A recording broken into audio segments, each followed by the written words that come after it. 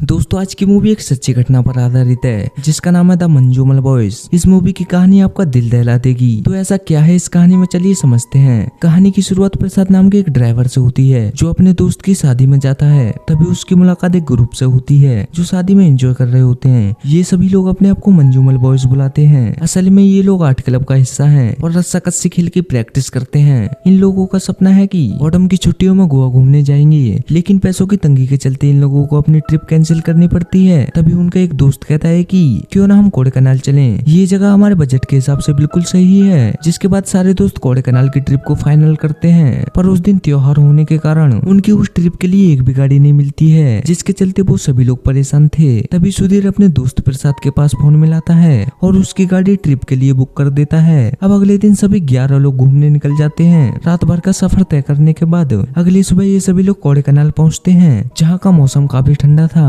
और सारे दोस्त मिलकर खूब एंजॉय करते हैं। पूरे दिन एंजॉय करने के बाद वो सभी लोग घर वापस जाने के लिए गाड़ी में आकर बैठ जाते हैं। तभी सुधीर कहता है कि यार हम लोगों ने एक जगह मिस कर दिया, गुना केव, जहाँ बहुत ही फेमस गुफा है और वहीं पर कमल हसन की फिल्म गुना का गाना शूट हुआ था। जिसके बाद सभी लोग गुना केव पहुँचते हैं और देखते हैं कि यहाँ पहले से ही काफी टूरिस्ट मौजूद हैं। फिर ये लोग यहाँ भी खूब एंजॉय करते हैं, लेकिन प्रसाद आराम करने के लिए गाड़ी में ही रुक जाता है। तभी सुधीर कहता है कि मैं जो गुफा बता रहा था वो यहाँ नीचे है और जो लोग टूरिस्ट को उल्लू बनाकर फोटो खींचते हैं वो गुना केव है ही नहीं, यहाँ नीचे है वो असली जगह। तभी नीचे उन लोगों को 3 टूरिस्ट और दिखाई देते हैं जो गुफा देखकर आ रहे थे, जिन्हें देखकर उनका भी मनोबल बढ़ जाता है और वो सब लोग बिना कुछ सोचे समझे गुफा देखने के लिए नीचे उतर जाते हैं। तभी सुभाष कहता है कि फॉरेस्ट वाले तो हमें फोकट में ही पागल बना रहे थे, जबकि असली केव तो नीचे है। अब मजे मजे में ये सभी लोग गुफा के अंतिम छोर तक पहुंच जाते हैं। तभी सुधीर कहता है कि यही है वो असली जगह जहाँ कमल हसन का गाना शूट हुआ था। तभी ये लोग देखते हैं कि पत्थरों पर बहुत सारे नाम लिखे हुए हैं, जिससे जाहिर था कि उनसे पहले भी यहाँ बहुत सारे लोग आ चुके हैं। अब ये लोग भी उन सभी की तरह उस पत्थर पर मंजूमल बॉयज लिखते हैं और ग्रुप फोटो लेने के लिए सभी लोग ऊपर जाने लगते हैं। तभी सुभाष अचानक से एक गड्ढे में गिर जाता है जिसका ऊपरी हिस्सा पत्थरों से ढका था। सुभाष के गिरते ही वो सभी लोग घबरा जाते हैं और गड्ढे के चारों ओर खड़े होकर उसे आवाज देने लगते हैं, लेकिन उन्हें नीचे से कोई रिस्पॉन्स नहीं मिलता है। उन सभी को लगता है कि शायद सुभाष किसी तरह का मजाक कर रहा है, क्योंकि अक्सर वो ऐसा करता रहता था। तभी गड्ढे के अंदर से बहुत सारी चमगादड़ें बाहर निकलती हैं, जिसे देखकर वो लोग और भी ज्यादा घबरा जाते हैं। वहीं गुफा के अंदर बहुत अंधेरा था, जिसकी वजह से अंदर कुछ दिखाई नहीं देता, जिसे देखकर वो लोग और भी ज्यादा घबरा जाते हैं। तभी सीनू कैमरा निकालकर उसकी फ्लैश ऑन करता है, लेकिन उनका ये प्रयास नाकाम रहा। तभी सीनू के पैर फिसलने से एक पत्थर गड्ढे में गिर जाता है, जिसकी आवाज सुनकर साफ पता चल रहा था कि गड्ढे की गहराई बहुत ज्यादा है। यह सब देखकर पीछे खड़ा अभिलाष सदमे में जा चुका था और सुभाष चला गया यह कहकर गड्ढे की ओर बढ़ने लगता है। उसका यह बिहेवियर देखकर वो सब लोग और भी ज्यादा घबरा जाते हैं। फिर सीजू उसे पकड़कर ऊपर ले जाता है। तभी एक टूरिस्ट गार्ड नीचे आता है, जिसने उनके चिल्लाने की आवाज सुन ली थी। टूरिस्ट गार्ड के आते ही वो लोग उससे मदद मांगने लगते हैं और कहते हैं कि प्लीज भाई किसी को बुलाओ ना, हमारी मदद करो भाई प्लीज। तभी टूरिस्ट गार्ड कहता है कि मैं आप लोगों की कुछ मदद नहीं कर सकता, क्योंकि इस गड्ढे को शैतान का गड्ढा कहा जाता है और एक बार जो इस गड्ढे में चला गया वो फिर कभी वापस नहीं आ सकता। अच्छा यही होगा कि अब तुम लोग यहाँ से वापस चले जाओ। तभी इनमें से कुछ लोग किसी से मदद मांगने के लिए ऊपर जाते हैं। तभी कैमरामैन कहता है कि तुम अब फॉरेस्ट गार्ड के पास जाओ, अब वही तुम्हारी मदद कर सकता है। अब ये लोग दौड़ते हुए फॉरेस्ट गार्ड के पास जाते हैं, लेकिन तब तक वो वहाँ से निकल चुका था। फिर ये लोग एक लोकल आदमी की मदद मांगते हैं, लेकिन ये आदमी उनकी मदद करने के लिए मना करता है। फिर कहता है कि तुम उस गड्ढे के पास गए ही क्यों थे, तुम्हें पता है कि उस गड्ढे के पास आज तक जो भी गया वो आज तक वापस नहीं आया, इसीलिए अच्छा यही होगा कि अब वापस अपने गांव चले जाओ। अगर पुलिस यहाँ आ गई तो बहुत बड़ा पंगा हो जाएगा। लेकिन उसकी बेटी के बार बार कहने पर वो आदमी उनकी मदद करने के लिए चला जाता है। वही बाकी बच्चे लोग प्रसाद के पास जाते हैं और उसे इस घटना की सारी बात बताते हैं, जिसके चलते वो सभी लोग पुलिस स्टेशन जाते हैं। वहीं पर लोकल आदमी उस गड्ढे को देखकर कहता है कि तुम जैसा सोचते हो वैसी जगह नहीं है ये, इसीलिए ये नहीं बोलो और सभी लोगों को बांट दो। तभी वहाँ बादल आ जाते हैं और बारिश शुरू हो जाती है, जिसकी वजह से वहाँ पर आए टूरिस्ट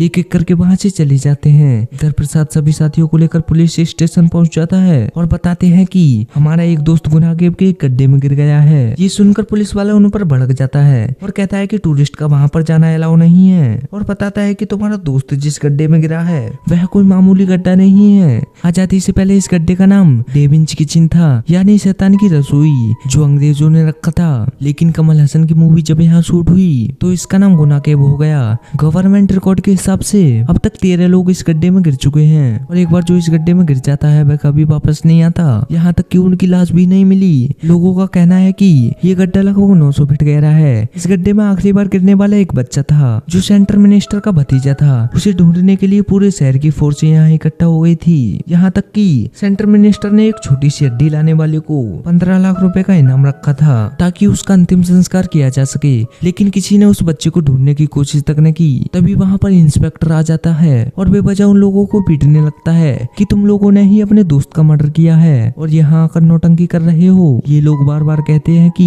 हम लोग अपने दोस्त को क्यों मारेंगे, लेकिन खड़ूस इंस्पेक्टर उनकी एक नहीं सुनता है। वहीं हम देखते हैं कि बारिश का पानी उस गड्ढे के अंदर जा रहा था, जिसे रोकने के लिए वो सभी लोग उस गड्ढे के चारों ओर लकड़ी व बाकी चीजों का इस्तेमाल करते हैं ताकि बारिश का पानी अंदर ना जा सके, क्योंकि उनको डर था कि कहीं इस बारिश की वजह से सुभाष के साथ कुछ अनहोनी न हो जाए। तभी वहाँ पर फॉरेस्ट गार्ड आता है और वो उनको वहाँ से जाने के लिए कहता है। तभी लोकल आदमी गार्ड से कहता है कि इन लड़कों में से एक लड़का इस गड्ढे में गिर गया है और ये बताने के लिए इनमें से कुछ लड़के पुलिस स्टेशन गए हैं। अगर हम लोगों ने इस बारिश के पानी को रोक दिया तो बाकी वो सब संभाल लेंगे। तभी गार्ड कहता है अगर तुम लोग यहाँ से नहीं गए तो मेरी नौकरी चली जाएगी। वैसे भी इस गड्ढे में गिरने वाला आदमी आज तक जिंदा नहीं बचा, इसीलिए पानी रोको या ना रोको वो तो मर चुका होगा। बट फिर भी ये लोग इस गड्ढे के चारों ओर लेट जाते हैं ताकि पुलिस के आने तक ये इस पानी को रोक सकें। इधर इंस्पेक्टर काफी स्ट्रेच में था क्योंकि मीडिया को भी इस इंसिडेंट के बारे में पता चल चुका था, इसीलिए वह एक पुलिस वाले को इन चारों के साथ गुना के भेज देता है। लेकिन कहते हैं ना कि गरीबी में आटा गीला, वही कहावत आज इनके साथ सच हो चुकी थी, क्योंकि ये पुलिस वाला मुसीबत में उनका फायदा उठाता है और शराब की दुकान पर गाड़ी रुकवा कर कहता है कि सुनो मेरे लिए 2 बोतल शराब और सिगरेट लेकर आओ। इधर अभिलाष अभी भी सदमे में था। वही खड़ूस पुलिस वाला प्रसाद से कहता है कि गाड़ी धीरे चलाना, वैसे भी तुम्हारा दोस्त जिंदा नहीं बचेगा, जिंदा कोई बच जाए गुना केव का कोई ऐसा इतिहास नहीं। फिर कुछ देर बाद ये सब लोग गुना केव पहुंचते हैं जहाँ सारे लोग मिलकर पानी रोकने की कोशिश कर रहे थे। वहीं ये पुलिस वाला फॉर्मेलिटी निभाता है और हाथ में टॉर्च लेकर गुफा में देखते हुए कहता है कि इसमें जिंदा रहने का कोई चांस नहीं, इसीलिए उठो, यहाँ नहीं रुक सकते। और प्रसाद से गाड़ी निकालने के लिए कहता है, लेकिन प्रसाद कार निकालने के लिए मना करता है तो वह एक पुलिस वाला थप्पड़ मार देता है और कहता है कि गाड़ी नहीं निकालेगा तो कोड़े कनाल से बाहर नहीं जा पाएगा। तभी वह लोकल आदमी कहता है ये लोग घूमने के लिए हमारे गाँव आए हैं, इसीलिए इनकी मदद करना हमारी जिम्मेदारी है। तभी कुछ समय बाद बारिश भी बंद हो जाती है, लेकिन सुभाष का अभी तक कोई पता नहीं था। इसके बाद वह पुलिस वाला उन लोगों से कहता है कि और कितनी देर रुकना है यहाँ, अब तो बारिश भी बंद हो गई है, अब वेट करने का कोई फायदा नहीं, उसका नसीब वो चला गया, इसमें हम क्या कर सकते हैं। इसीलिए तुम लोगों की भलाई इसी में है कि तुम लोग वापस अपने गाँव चले जाओ, कम से कम इसके घर वालों को इन्फॉर्म तो कर दोगे। तभी सभी उसे छोड़ के जाने के लिए मना कर देते हैं और कहते हैं कि या तो सुभाष हमारे साथ जाएगा या फिर हमें से कोई भी नहीं जाएगा। तभी उनमें से एक लड़के को सुभाष की आवाज सुनाई देती है, जिसे सुनकर वह चौंक जाता है और रोते हुए अपने सभी साथियों से कहता है कि सुभाष अभी जिंदा है, वो नीचे से आवाज दे रहा है। वो सभी लोग कंफर्म करते हैं कि सुभाष जिंदा है। वहीं हम सुभाष को देखते हैं जो खून और कीचड़ में लथपथ था, नीचे गिरने से उसके सारे कपड़े भी फट चुके थे, लेकिन वह एक पत्थर के सहारे लटका हुआ था। तभी वहाँ रेस्क्यू टीम वाले आ जाते हैं और उसे निकालने के लिए गड्ढे में एक रस्सी डालते हैं और कहते हैं सुभाष तुम इस रस्सी को पकड़ लो, हम तुम्हें ऊपर खींच लेंगे। लेकिन सुभाष ऐसी हालत में रस्सी नहीं पकड़ सकता था। अब काफी कोशिश करने के बाद भी रेस्क्यू टीम उसे नहीं निकाल पाई। जीजू पुलिस वाले से कहता है कि सर काफी टाइम हो गया इस तरह कोशिश करते, आप किसी को नीचे उतरने के लिए कहिए ना। उसकी यह बात सुनते ही पुलिस वाले जीजू पर चिल्लाने लगता है और कहता है कि तुम्हें क्या लग रहा है कि हम कोशिश नहीं कर रहे हैं। तभी कैमरामैन कहता है कि ये जो बोल रहा है ये बिल्कुल ठीक बोल रहा है सर, दरअसल गड्ढे में रस्सी डालने से कोई फायदा नहीं है, उसका आकार सीधा नहीं है, आड़ा टेढ़ा है। इतना सुनते ही सीनियर ऑफिसर एक बंदे को नीचे उतरने का आदेश देता है, लेकिन गड्ढे के अंधेरे और गहराई को देखकर एक भी रेस्क्यू ऑफिसर गड्ढे में उतरने के लिए तैयार नहीं था, इसीलिए वो साफ इनकार कर देते हैं और कहते हैं कि हम में से कोई भी नीचे गया जिंदा बाहर नहीं आ पाएगा। तभी यह देख कुट्टन पुलिस वाले से कहता है कि मैं गड्ढे में उतरने के लिए तैयार हूँ। सीनियर ऑफिसर कुट्टन से कहता है कि भावुक होकर कोई भी निर्णय मत लो, क्योंकि पहले से ही एक इंसान जिंदगी और मौत से लड़ रहा है, इसीलिए हम कोई रिस्क नहीं लेना चाहते। तभी कुट्टन कहता है कि किसी न किसी को तो अंदर जाना ही होगा, तुम लोग नहीं जाओगे तो मैं अपने दोस्त को बचाने के लिए गड्ढे में जाऊंगा। तभी सुधीर कुट्टन से कहता है कि भाई नीचे उतरना बहुत ही रिस्की है, तूने बराबर सोच लिया है ना।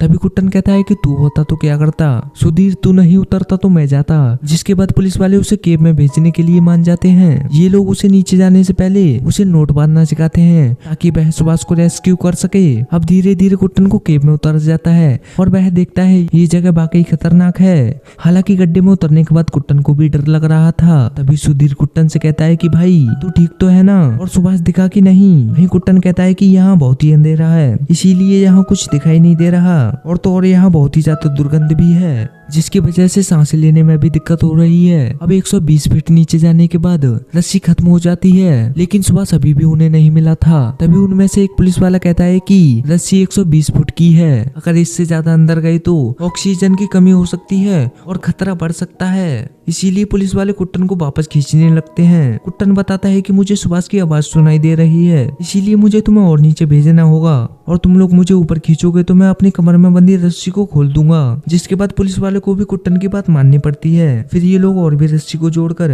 कुट्टन को और भी नीचे भेजने लगते हैं। इधर सभी गांव वाले कुट्टन के साथियों का हौसला बुलंद करते हैं और कहते हैं कि तुम टेंशन मत लो, अब तक तो बारिश का पानी नीचे जा चुका होगा। वहीं कुट्टन और नीचे उतरता है तो वहां उसे सुभाष दिखाई देता है, जो काफी जख्मी हालत में पत्थर के ऊपर पड़ा था और वह अपने हाथ पैरों को भी नहीं हिला सकता था। फिर कुट्टन उसे रस्सी से बांधने लगता है, लेकिन सुभाष उसको पहचान नहीं पाता है और उसके ऊपर हमला कर देता है, और फिर थोड़ी ही देर बाद बेहोश हो जाता है। अब सुभाष को रस्सी में बांधकर कुट्टन ऊपर ले जाने लगता है, लेकिन तभी सुभाष रस्सी से फिसलने लगता है, जिसके चलते रस्सी ऊपर से छूट जाती है। हालांकि जैसे तैसे करके ये लोग रस्सी को पकड़ लेते हैं, लेकिन एक पुलिस वाला गड्ढे में गिरते गिरते बच जाता है, जिसके बाद सारे दोस्त मिलकर कुट्टन और सुभाष को ऊपर खींचते हैं। लेकिन सुभाष बेहोशी की हालत में था, जिसकी वजह से उसे संभालना कुट्टन के लिए काफी मुश्किल हो रहा था, लेकिन वह हार नहीं मानता है और वह इस तरह सुभाष को रेस्क्यू करने में कामयाब हो जाता है। जैसे ही वो दोनों गुफा से बाहर आते हैं, ऐसे ही सारे दोस्त सुभाष को देखकर उसके पास आ जाते हैं और उसे जिंदा देखकर इमोशनल हो जाते हैं। लेकिन सुभाष की हालत काफी नाजुक थी, उसका शरीर ठंड की वजह से कांप रहा था। तभी वहाँ के कुछ लोकल लोग